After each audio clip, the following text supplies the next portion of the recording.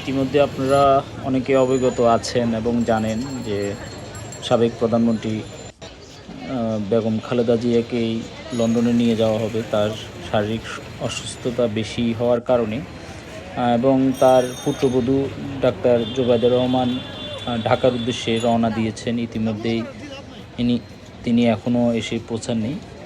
সম্ভবত সকালের দিকে বাংলাদেশে আসবেন ডাক্তার জোবায়দা রহমান। তারপর লন্ডনের উদ্দেশ্যে বেগম খালেদা জিয়াকে নিয়ে যাওয়া হবে তার উন্নত চিকিৎসার জন্য।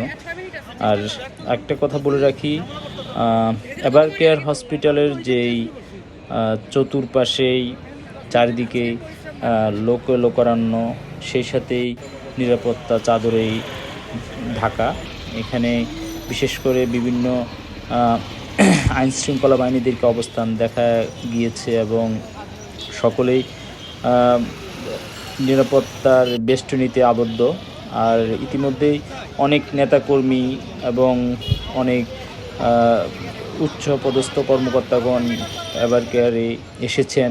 আজ প্রায় এখন রাত 11টার সময়ের দিকে দেখা যাচ্ছে অনেক গাড়ি প্রবেশ করছে। উচ্চপদস্থ কর্মকর্তাদের বিভিন্নজন আসছেন, দেখে যাচ্ছেন। অনেকেই সাংবাদিকদের সাথে কথা বলছেন, অনেকে আবার কথা বলতে পারছেন না, কারণ এখানে নিরাপত্তার জন্য চারিদিকে যেই বেষ্টনী দেওয়া হয়েছে এর ভিতরে কাউকেই প্রবেশ এবং কথা বলার জন্য তেমন সময় দেওয়া হচ্ছে না। আর পরিস্থিতি এতটি শৃঙ্খলা আবদ্ধ যে এখানে খুবই সুশৃঙ্খল এবং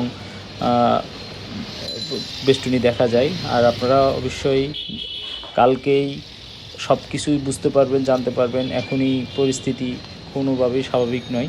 আর এটি হচ্ছে আমাদের আজকে সর্বশেষ আপডেট এভার কেয়ার হসপিটাল থেকে। আরও কিছু গুরুত্বপূর্ণ খবর আসলে আপনাদেরকে আমরা অবশ্যই জানাবো, আপনারা সাথে থাকবেন। আমরা সর্বশেষ খবরটি আপনাদেরকে জানানোর চেষ্টা করব। সেই সাথেই আপনারা আমাদের নিউজ ডেস্কের সাথে থাকুন।